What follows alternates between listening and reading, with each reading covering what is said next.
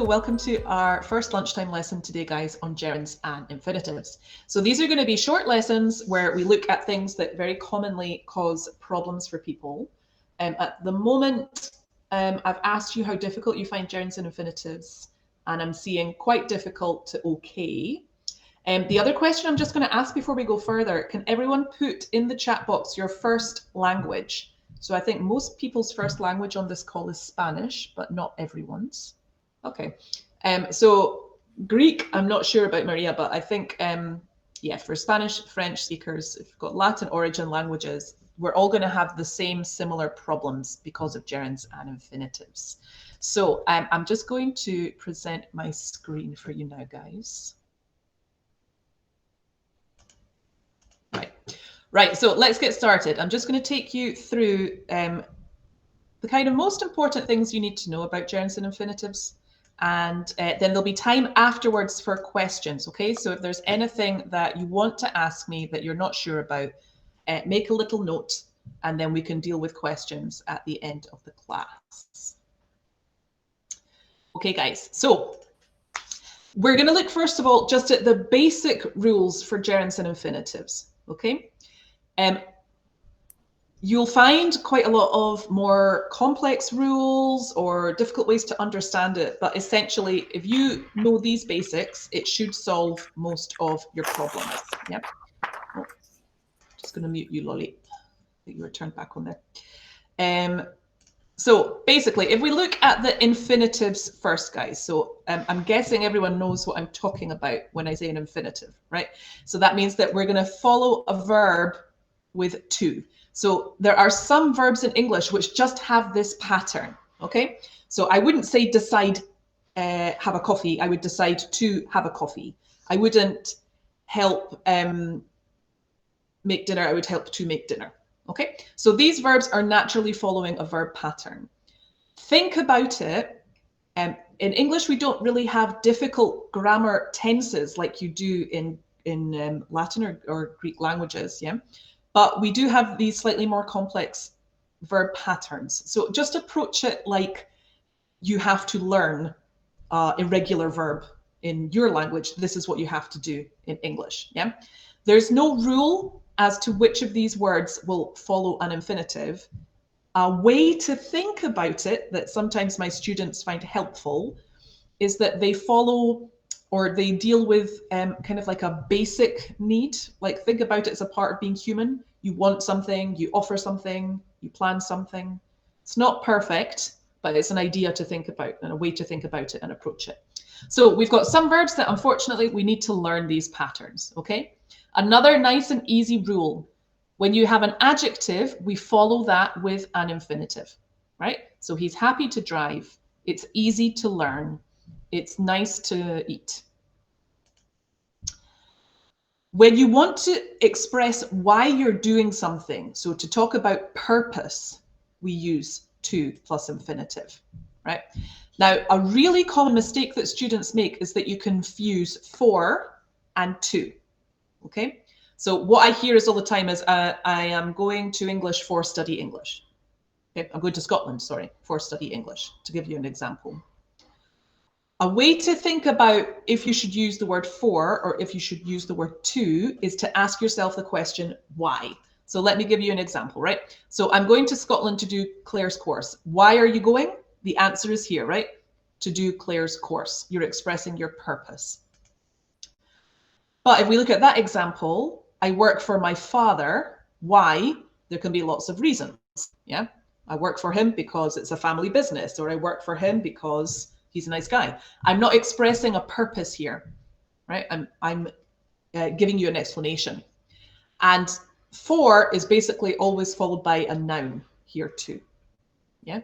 So you shouldn't be following for with a verb, okay? With an infinitive verb. All right, so that's our infinitives. If we move on to our gerunds, there's also going to be some verbs which always follow ing, although I'm going to come back to this point in a second. But very often, if you're talking about verbs of preference, okay, so we're thinking like prefer, like, hate, all these kind of ones, we're generally following those with the gerund, right? We're going to talk about why. After linkers, we're going to be following with a gerund as well. Okay, so however, listening to music is fun. If you've got verbs which have a preposition, except of course to, because that's over here with our infinitives, you need to use the gerund. And that means if you're using a phrasal verb, okay? So he spends a lot of money on preposition going to the cinema, yeah? Be careful, right? So if in this example, I'm looking forward to, my phrasal verb is all three of those words, yeah? So because that's your phrasal verb, I still need to use the gerund here, all right? But all of those examples, guys, come down to the same point, okay? When the verb functions as a noun, you need to use a gerund, right? And this is very difficult for example, Spanish speakers, because in Spanish, you guys do the exact opposite. You use the infinitive to function as a noun, right? So it's a really, really common error for you guys because you're quite often making a direct translation and it's a difficult one to fix. Let me show you what I'm talking about to illustrate it a little bit better. So these were the examples that I had here, yeah? In all of these examples, I could change the word it, yeah? So I prefer it. However, listening to music, okay, so all of this here, this is my verb phrase. All of that could be changed to it, all right? And he spends a lot of money on, so all of that there, guys, is going to be your verb phrase. It, okay? Sorry. Right, the same as here. I'm looking forward to it. So as a general rule, again, if you're not sure, think about if you can substitute, right? Can you use the word it? In a lot of grammar books, they'll tell you that it functions as the subject. That's true, but it's not the only time that it's going to function, the gerund is going to function as a subject, or it might be an object as well, right? If the verb functions as a noun, ing. Okay, so this is a great thing to get tattooed, yeah? If you're looking for a new design or something like that, get it on your arm, okay? A good word to remember and a nice mantra to have as well. Okay, so these are the basic rules. This is what you need to be confident about. In terms of your writing, I really recommend thinking about these rules. So using it after an adjective and using it after a preposition or a linker. This is really useful when you're revising writing because you can check to see if you've made that error, okay? If I've got an adjective, it should be followed by to, right? Great. Let's move on.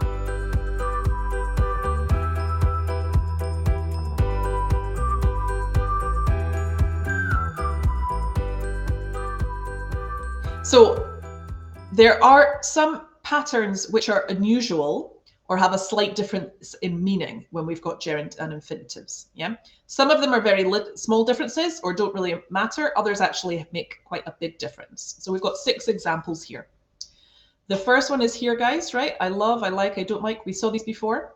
So these verbs will usually be followed by a gerund because we're talking about an activity, yeah? So you need to have a noun, right?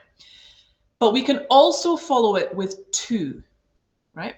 The difference between these here, it's a tiny difference. Don't get too obsessed about it. But basically, in the second example with to, you're being more specific. So I like swimming, the activity in general. I like to swim in the sea, okay? I like shopping. I like to shop in the sale. I like cooking. I like to cook I don't know, fish, all right? It's a small difference. Don't get too obsessed. It doesn't really matter too much because it's not going to change the meaning, okay? In this one here with the verbs, this is the same. In number 2 and number 3, the same thing is happening here, guys. Remember to or remember with ing. So the rule we gave before that it's functioning as the noun, it's happening here as well, yeah? I remember visiting Rome. You're talking about a memory. Because you're talking about a memory, you're talking about a thing, yeah? I remember it. It's the same down here. I'll never forget seeing James Brown. I'll never forget it. I'm talking about a memory. But these ones here, I remembered to lock the door, or don't forget to buy the milk. These were things I needed to do, right? These were actions I had to do. Okay. They're not memories. If I was going to talk to a policeman, for example, because somebody's robbed my house, I might say, I remember locking the door, because I'm talking about the memory in that example. But if I'm giving an instruction, I'm going to use this here. Number 4 with try is a good example of where we do get quite a difference in meaning. So if I tell you that you should try doing yoga to help you relax, what I'm saying here is that you should experiment with it. Okay. Again, we're talking here about a noun, like try this, try it. If I, as your teacher, say that your results are very bad and you must try to improve, here I'm telling you to make an effort. Okay. So we've got a difference in meaning with these two here. The example with stop is also the same. It's a different one. So if I stop to smoke a cigarette, I was doing something and I interrupted that action. Yeah. But if I stop smoking, I finish an activity. Okay, because I have my gerund here. Right. So again, he stopped it, guys. Yeah, the rule works. So the first one here, if I stop to do something, I interrupt an action. If I stop doing something, I end an activity. Okay. And then in number 6, you'll see these 3 verbs, which are all synonyms, right? Start, continue, begin. These can take both. I started to smoke, or I started smoking, and it does not affect the meaning at all. Okay.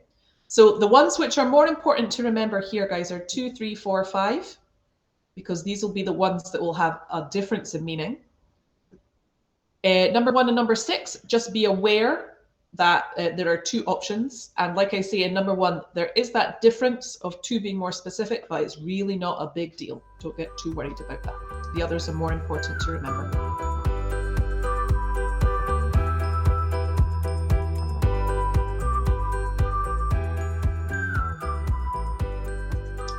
Okay, another time that people quite often get confused with to and infinitives is with modals or semi-modals, because pure modals don't take to, but our semi-modals do. So it can be really quite confusing. So this one here, guys, I'm going to get you to write your answers in the chat box this time. Is this correct or incorrect? If it's incorrect, okay, can you put the correct answer in the chat box for me? So can I say I must to go? Thank you, Tatiana. That was nice and fast for you. Good work, everyone. Right? Excellent. Okay, what about the next one? I would rather to go. Maria, we just talked about that last night in class.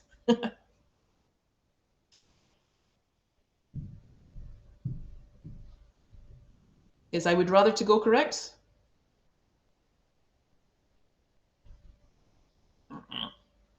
No.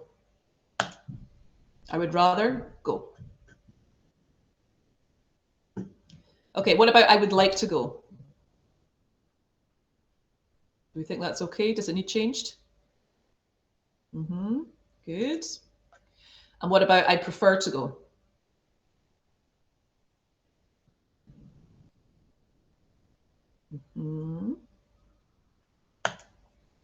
Correct. Okay. Tatiana, I prefer going, or I would prefer going. You could do that if you don't have would, okay? Because there you're just expressing your preference. So because it's your preference, you're going to have something functioning as a noun, right? So I prefer cooking. So in that case, you could, but if we're using would here, you're making a choice, right? And here you need to use to. Okay, the last one, I had better to go.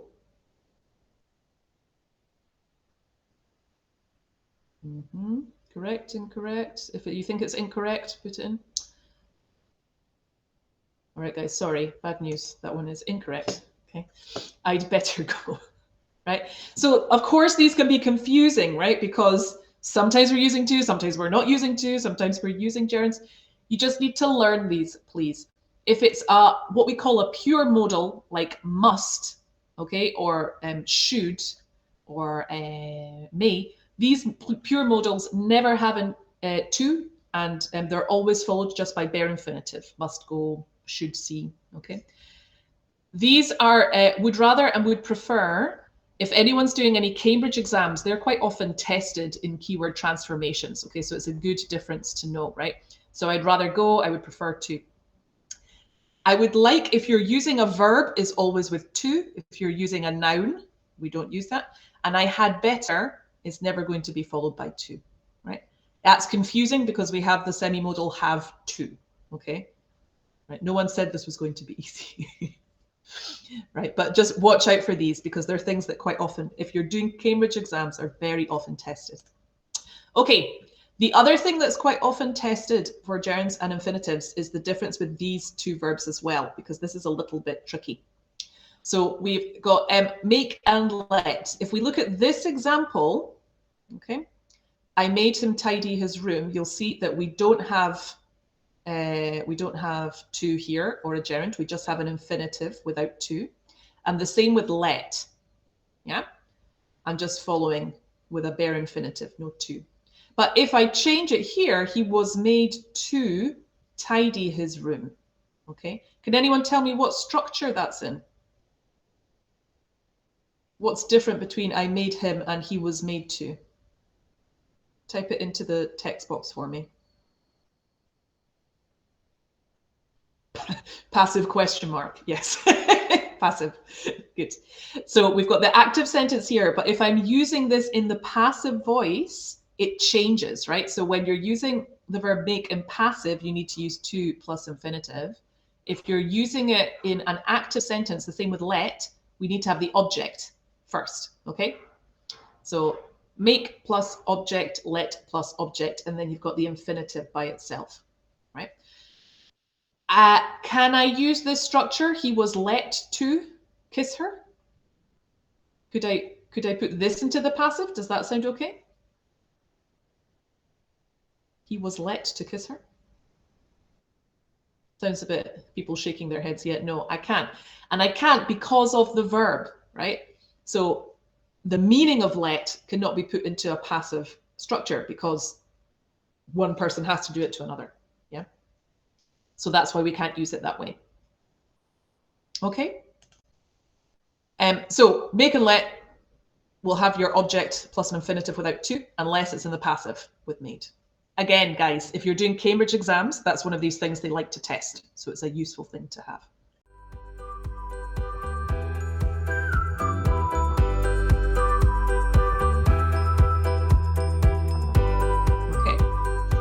Okay, so to summarize what we've talked about so far, when do we use an infinitive plus to?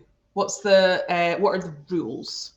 After some verbs, good. So things like need, yeah, decide, help. After adjectives, well done, Lolly. Okay, what was the other one? When your answer is why, good. When you're expressing purpose, okay? So I am studying English to get a job, for example, right? Can anyone remember the test? If I'm not sure if I should use for or to. No, Maria, it is for the gerunds. So you guys, that rule that you're putting in now for changing for it, that's for gerunds. So if I'm not sure if I should use for or to, for is for nouns. Yeah, for is with a noun, Tatiana. And remember, this is where you ask the question why, right? Can I ask the question why? So I'm learning English to pass the exam. Why? To pass the exam. Okay. Right. What are the common mistakes students make with infinitives? So we didn't talk about this, but let me just summarize for you. The mistakes I see very often is confusing for and to, and sometimes putting them in the same sentence. Okay. I am studying English for to get a good job. Really common mistake that I hear all the time. Yeah. Okay, what's the number one rule, guys, to use the gerund? So after some verbs is not the number one rule. After linkers, yes, but it's not the number one rule. When it's functioning as a noun, good. Chocolate Mars bar for Lolly, well done. Okay, so when the verb is functioning as a noun, that's what you have to remember, guys. Okay, so that's the trick that some of you put before. Yeah, if you can change your gerund for the word it, yeah, then it's going to be working, right? That's your test. Remember, sometimes it's more than just one word, so it's not just listening. It would be listening to music, for example. All of that verb phrase would be functioning as your noun, but you can substitute with it. Okay, so especially for Spanish or French speakers, why do you make mistakes like this? To run is my favorite hobby. It's good, Tatiana, because you guys do the exact opposite, right? So in Spanish and French, you guys use the infinitive as the subject instead of the gerund. Okay.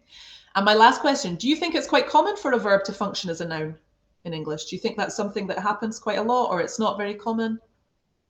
It is. It's really common. Okay, we use it all the time, and this is one of the problems why it's such a common error, right, in people speaking and in writing. Now, just to say as well, it's not really a communicative problem. Okay, if you say to somebody, "I need, I like smoke," I like to, no, that's a bad example because we could use both of those. But smoke is a bad habit, right? I'm going to understand what you're saying. Okay, it's not a communicative issue here. I will understand what you're saying.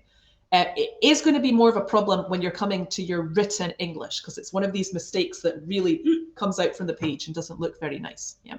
So you want to try and think about working with your gerunds and infinitives, especially for your written English, okay, to have that accuracy. And remember as well, if you make a mistake when you're speaking, you're making a mistake generally when you're writing too. So if you work on it in your writing, it's going to naturally eradicate itself from your spoken English.